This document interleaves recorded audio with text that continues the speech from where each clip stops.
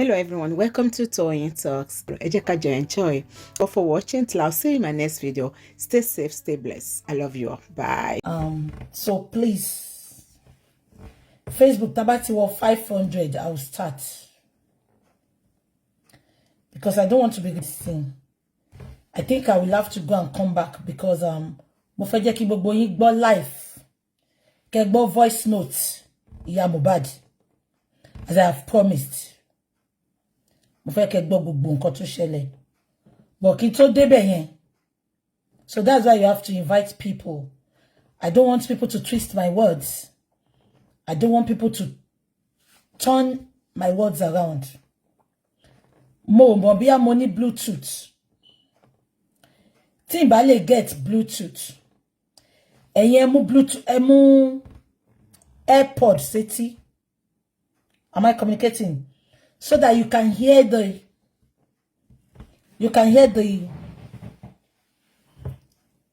the phone conversation, the Iya Mohbad's take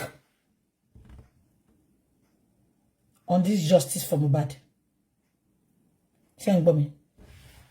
Now, I get you will be that today because more I get come out. Yeah. Okay. So because I don't have Bluetooth,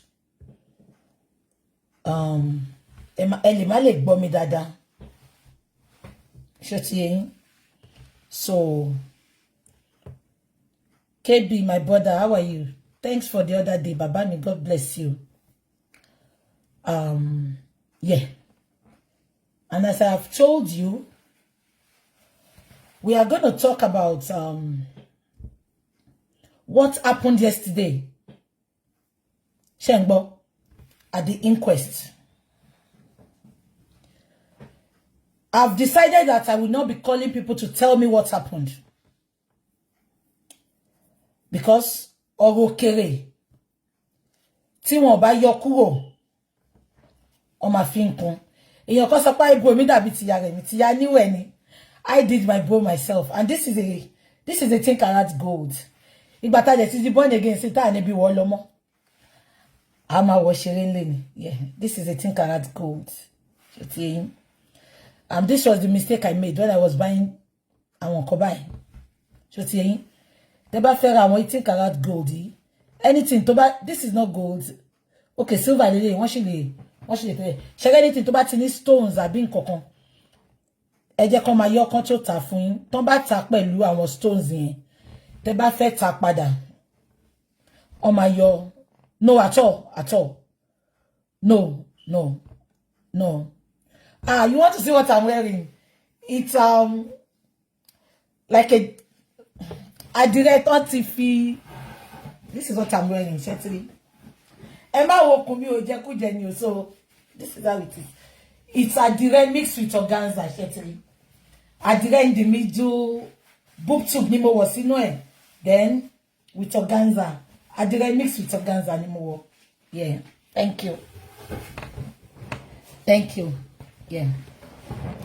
So, without wasting your time, I want to welcome everybody on board. Welcome on board, and God bless you as you tune in.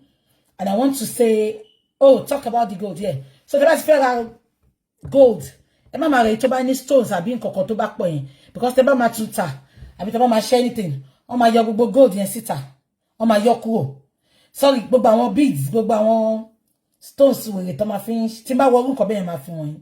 Ó máa yọ kan tó weigh gold yẹn. Ṣé me pé yín ra báyìí nísìn. Ká sọ pé let's assume pé bí a bead àbí nǹkan ló wà láàrin. Tó bá máa ta, ó máa yọ kíní kúrò ńbẹ̀. So nǹkan tó bá weigh ni. Ṣé me pé gbà tẹ́yin ra, ẹ ra mọ́ kíní ni. Wọ́n ta mọ́ kíní fún yín ni. But tẹ́ bá máa rà, tẹ́ bá máa èmi ò ta gold, I don't sell it. I don't believe in it. If I mo máa ra nǹkan tó mo fẹ́ ni. Then gbogbo àwọn kíní ó máa wá di antique tó bá yá ẹ lè rí mọ́. So that is the good thing about gold. Though you are using it, many people use it to tie their money down. But once I buy it, I buy it. Ọlọ́run má jẹ́ ká rógun pé a fẹ́ lọ ta. Àwọn tó ń ta náà wọ́n jẹ́ bí bí àwọn ní kéèyàn wá ra lẹ̀ ń sìn tó dẹ̀ kó gold jọ á fowó yẹn ra lẹ̀ náà àbò ń kọ́lé lọ́wọ́ tán ní kó wá parí ilé yẹn kan tó gbà lọ́wọ́ ẹ̀ á fi ra but me I don't really like it so ṣó ti yẹn so in case tẹ́ bá fẹ́ ra mo kàn sọ fún yín ẹ má máa ra nǹkan tó bá ní stones àbí nǹkan because tẹ́ bá máa ta ó máa reduce weight yẹn ó máa yọ. Having said that, this is 18 karat gold. Thank you so much. I want to say mo gẹrun mi. I purposely leave this air because òtútù ti fẹ́ máa mú wá. So mo máa build irun yẹn padà. Though I'm not gonna me ní ṣe because ó máa ń dùn mí, orí tí ń dùn mí. Ṣé nǹkan tí mo sọ yìí, orí yẹn ń dùn mí. Èmi ò fagídí ṣoge. Oge tó máa ní mí lára mo kì í ṣe. Ṣé rí kùn mi bó ṣe tóbi, mi ìwọ gẹ́dùn ni. Ìtọ́jú ẹ̀ ṣe máa rí mi ti máa wọ búbù. Oge tí máa ṣe tó máa ní mí lára mi kì í ṣe. Bí ṣe wáyé, I don't deceive myself. That is why I tell people, what you see is what you get. Kí wọ́n sọ pé torí mo fẹ́ wọ short kan sí. Ẹ lè rí mi kí n bá wọn wọ aṣọ tó ń snap yẹn. Kí lẹ máa pè corset. Ah, mi lè bá yàn wọ̀. Bí ṣe love ẹ̀ tó lára àwọn èèyàn, mi lè bá yàn wọ̀. So ẹ má bínú. Ṣé nǹkan tí mo sọ ti yín? So ikùn yìí ẹ ṣáà jẹ́ kó wà ńbẹ̀. Ikùn bọ̀kọ̀tọ̀ àti ṣàkíní. So ṣé tí rírun yẹn. Nǹkan tí mo ṣe kí n ṣe nìyẹn because òtútù ti mú. So mo need nǹkan tó pọ̀ kó tútù yẹn because tó tútù yẹn bá ń wọnú orí ó máa affect àwùjẹ ṣó ti yín but mo máa lọ shape mi kò tí ráyè lọ sọ́dọ̀ bàbá ni I have a particular bàbá tó máa ń bá mi gẹrun mi so ọ̀nà mi ò tí gbà bẹ́ẹ̀ ni. What else do you want to know? So let's go down into why we are here today because mi lè sọ a lè di 12 o'clock in bíbáyìí. But before I start my chat, I want to say welcome on board. I want to thank you all so very much. Happy new month. Oṣù October tamu oṣù ayọ̀ ló máa jẹ́ fún wa. Because this is the third to the last month. Last year. Kò sígbà t'Ọlọ́run ò lè ṣe àánú nínú ayé yàn. Ọlọ́run á bá mi ṣe àánú fún yín lórúkọ Jésù. Nínú yín á dùn, ọkàn yín á kún. Nínú oṣù yìí ire tẹ́tí ń retí ó dé báyàn sọ ni àbí ẹ báyàn sọ ni Ọlọ́run á bá mi jẹ́ kó mọ́ yín lọ́wọ́ tó bá máa mọ́ yín lọ́wọ́ á tó yín lẹ́nu tó bá tó yín lẹ́nu á wá jẹ́ àjẹmọ́nú fún yín lórúkọ Jésù. I thank you all so very much. Unfortunately, I am very weak because tí bá ti wọ ní new month mo máa ń gbààwẹ̀. Am I communicating? So ẹ lè rí mi pé mo ń ṣe slow. Tí n bá ṣe ń bẹ̀rẹ̀ mama wa ginger si ṣó ti yín. So I'm sorry about that. Thank you so much. Oṣù ayọ̀ ló máa jẹ́ fún wa. Hey, somebody say pray for me. Àdúrà ti gbà, don't worry. You are all blessed. You are all blessed. Oh, okay. Thank you so much. God bless you. Yeah. Let's go down. I'm not going to waste your time because nípele la fẹ́ mú chat ni. Something happened in court yesterday.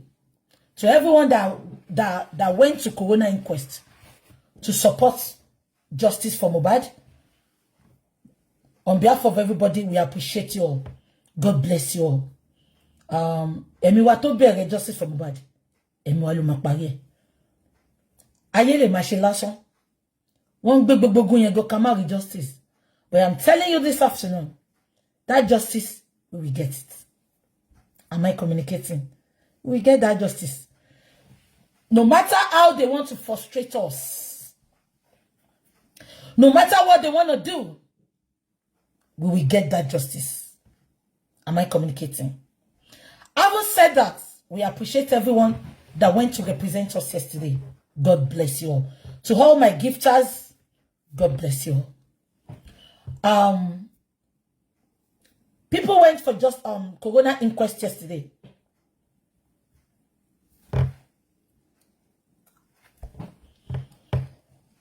In Kokowa Shelembe. Abi? I was not there. And I just decided not to call anybody. Yeah, I spoke with Gures. Yeah, I spoke with Gures.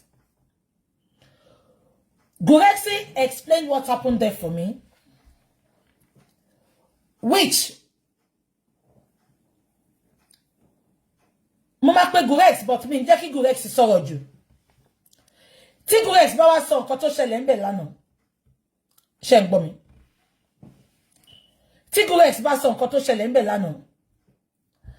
I will now bring in, because mo rí pé many people ìgbà tó sọ pé wọ́n gbé corona sí till further notice. Many people were disappointed. Many people, àwọn èèyàn púpọ̀ ti lose hope.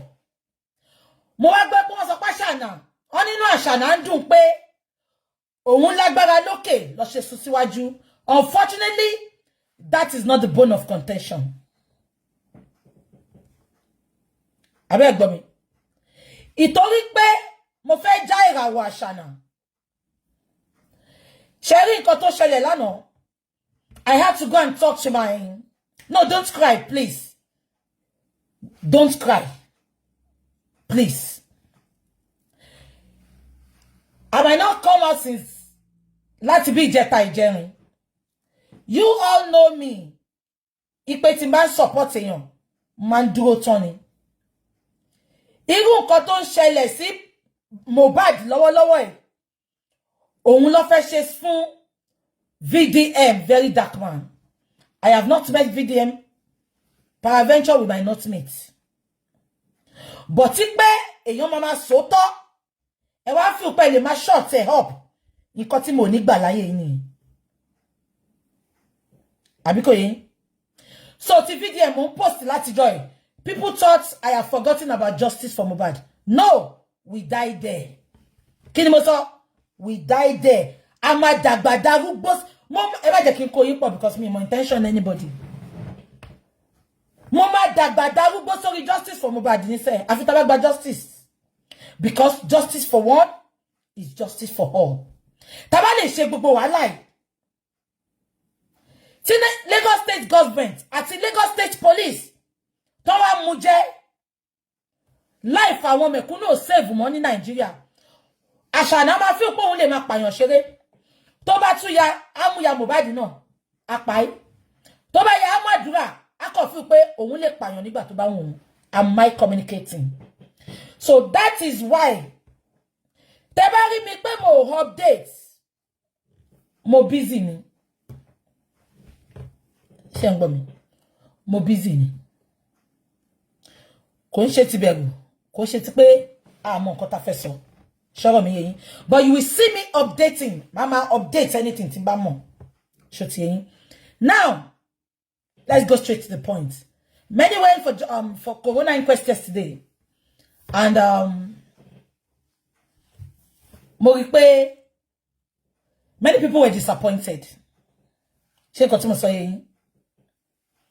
Ma kọ́kọ́ gbé Gurexy wọlé, mi ní jẹ́ kí Gurexy rojọ́ ju ẹ má worry. Tí Gurexy bá ti wá sọ̀rọ̀ tán, just to mo fẹ́ kí Gurexy wọlé, ma gbé Gurexy wọlé kó kàn lè ṣàlàyé nǹkan tó ṣẹlẹ̀ bẹ́ẹ̀ ládùn. Ṣó yé yín? So that àwa tá lọ a lè understand. Tí Gurexy bá ti wá wọlé tán, mo rí pé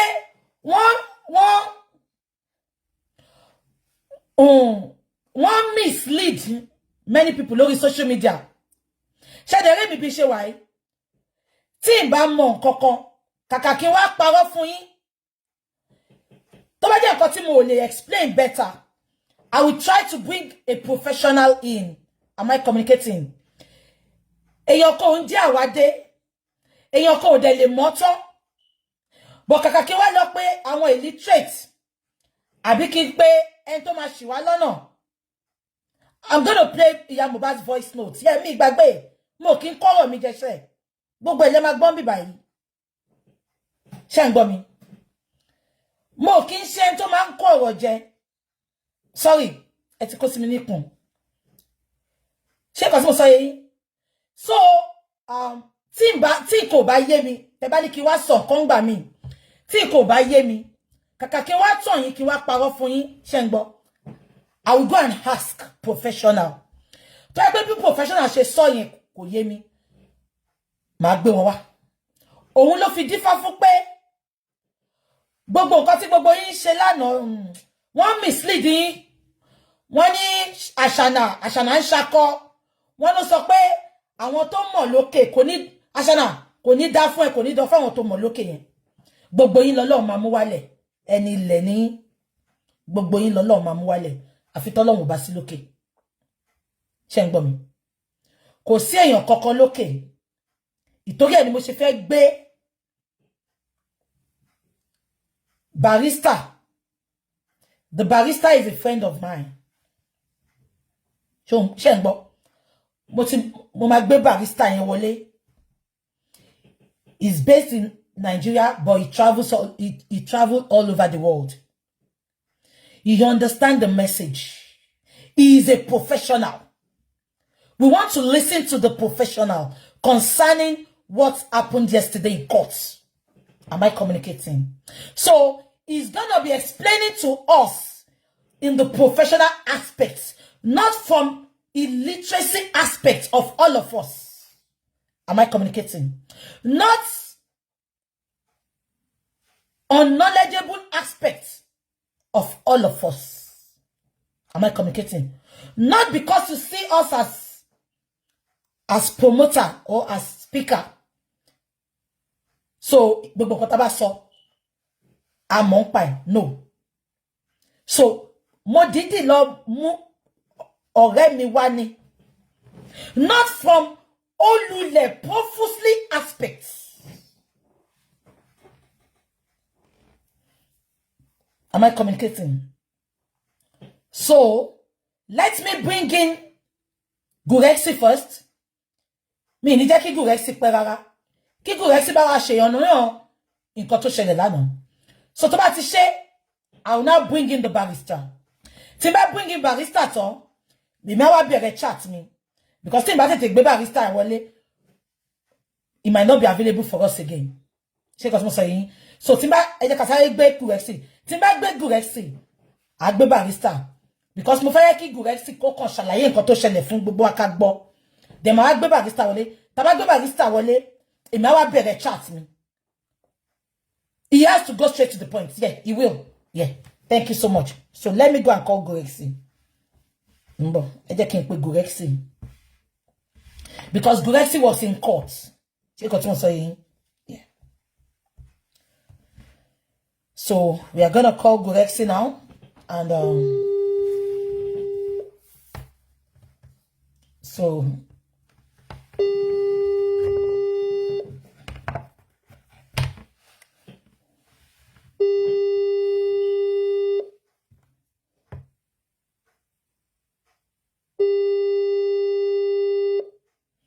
ìgbà tá bá ní di Gurexi àní rí. Ìgbà tó bá ní ìdí ẹ̀ ló máa rìn kiri orí íńtánẹ́ẹ̀tì bí ẹni tó sọ bus pass nù.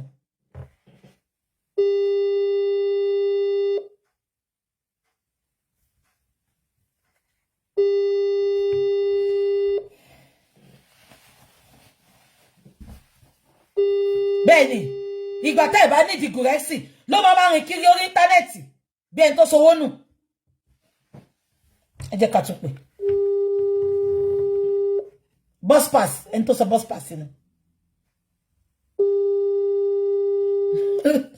Straight bullet for Gure.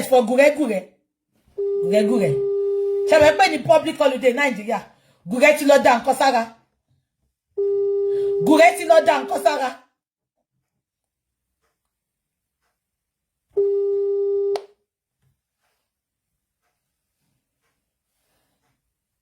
Ẹ jẹ́ kí pé mommy Rich Grace. Because Gurexi, he is intelligent. Ẹ má jẹ́ ká parọ́. Gurexi lè ní tiẹ̀ lọ́wọ́, but Gurexi is intelligent.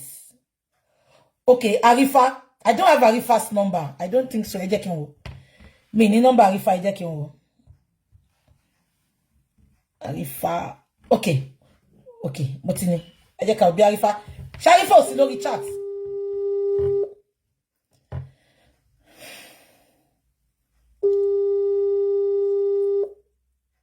Okay, Arifa wà lórí box olórí ẹbí. Lè parí fàníyàn. Shema. Okay. Arifa. Hello, Ekason. Arifa Ekason, ẹ pẹ̀lẹ́, God bless you. Yes, ma'am. Yeah. Ẹ jọ̀ọ́, mo fẹ́ jẹ́ kẹ́ bá wa tọ̀ mọ́lẹ̀ sí nǹkan kan ni. Ṣé mo pé ẹ̀yin ni agbátẹrù inquest lánàá. Èmi fẹ́ gbé barrister wa kò ń ṣe wàhábò. Ṣé mo pé nǹkan tó ṣẹlẹ̀ lánàá tó sọ pé Wunmi ní òun pè yàn kan látòkè wípé látòkè Lati suspend corona mo yìí máa gbé barrister wọlé, not from Wahab Shembao. The barrister is a friend of mine. I have some things to ask the barrister. But before that, Arifa, Eko Bawa Sheyono, I'm live. I'm sorry to tell you, I'm live on Instagram, Facebook, and TikTok. So, Eko Bawa Sheyono, nǹkan tó ṣẹlẹ̀ ní Inquest lánàá, please, my brother. If you can, please. Okay, if that should be the case now, let me just come to TikTok to meet with you. I don't want you to come on TikTok because it be meta Latin woyin. Ìtorí ẹ̀ mo ṣe fẹ́ kẹ́ sọ̀rọ̀ lórí bí báyìí. Mi fẹ́ gbé yín sókè because àwọn mẹ́ta tó kù yìí mo fẹ́ ìtorí ẹ̀ mo ṣe pè yín sórí phone. Okay. Nípa ti Inquest lánàá, I don't think anybody make any call. Lati stop corona inquest. No. Kò yẹ kí inquest yẹn hold rárá lánàá. But I think torí pé pathologist tó wá lánàá, ó ti pẹ́ tán ti ń retí kó wá tí kò wá. So àná tó wá, they want to make perfect use of that opportunity. Kó má bàa dàbí pé kò tún sí nǹkan kan tó ṣẹ̀yìn ẹ̀yọ́ náà kó tún waste. That is the reason why tí wọ́n fi jẹ́ kí kinní yẹn hold lánàá yẹn. And nípa tí inquest on suspend kò ní ṣe pẹ̀lú Wunmi. Ó kàn wá coincident pé time tóun fẹ́ give tó fẹ́ cross examine yẹn ó ní letter yẹn di ọwọ́ magistrate. Bankole and Smith, the chamber to represent Ada Wazobia Universe Foundation, lawyer tí wọ́n fẹ́ kí ó wọnú justice for Mohbad láti ọ̀dọ̀ wọn to represent the public. Lawyer yẹn ni wọ́n gbà láyè láti ilẹ̀. So magistrate yẹn ò gbà kí lawyer yẹn take part nínú corona inquest. Lawyer yẹn ló lọ sí appeal. So láti appeal notify letter wá sí inquest. And I think I have those copies with me. Àti bẹ̀ notify letter yẹn wá sí inquest. So that kí inquest kọ́kọ́ dúró náà kàn fi parí situation tó wà láàrin Bankole and Smith àti corona inquest. Èmi máa gbé barrister wọlé láti enlighten wa lórí yẹn. Arifa, ẹjọ́ ṣe lè bá wa ṣe ọ̀nà nǹkan tó ṣẹlẹ̀ pẹ̀lú because àwọn kan believe pé Wahab kò ṣiṣẹ́ ẹ̀dẹ̀ wà ń bẹ̀ lánàá. Ṣe lè bá wa ṣe ọ̀nà nǹkan tó ṣẹlẹ̀ ní between Wahab, George and the pathologist, please. Well, talking about Barrister Wahab, yesterday, he was really, really active and fantastic yesterday. Because I could say this is the first time I saw the best of him facing the pathologist with some critical question that even put the pathologist in a tight corner. And our questions, all the question is asking the pathologist a simple yes or no. But the pathologist will never want to be, shot in the leg. He loves to explain why given his answer. At the end of the day, after so many questions and so many arguments, Wahab to make it clear to the court and to the whole world yesterday that the results being presented as the result of the autopsy and the toxicology are unverified results and inconclusive results.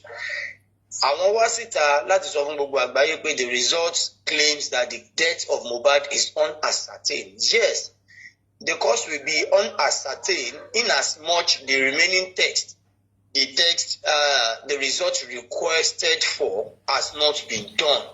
So therefore, their results should still be under processing. Kò tí yẹ kán wá síta rárá láti wá fáyé pé báyìí jẹ torí àwọn test mẹ́ta yòókù tí result wọ́n béèrè pé kán ṣe wọ́n ṣe.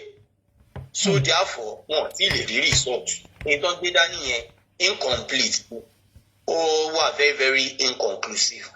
Secondly, Barrister Wahab Shittu tún gbé result tọ́nà àwọn gbà láti MNS lab tó wà láti America toxicology. Bẹ́ẹ̀ni. And they showed the result to the pathologist that can you tell the court if this result is well verified or stamped by MNS? He tried to play and by court, but at the end of the day, he said, no, it was not stamped. So therefore, the result has to be questioned, and there is more to that result. Okay. Ẹ ṣé Arifa. God bless you. Nǹkan tí mo kàn fẹ́ mọ̀ náà nìyẹn. Ẹ ṣé Ọlọ́run á pọ́n yín lé o. Aṣọ yín ò ní fàya. Mo sì lè gbé yín wá sókè tí bá ti ṣe gbogbo nǹkan tẹ́mi fẹ́ ṣe tán ṣó ti yín. But no problem. Ẹ ṣé bàbá mi. Ẹ ṣé Ọlọ́run á pọ́n yín lé. God bless you. Yeah.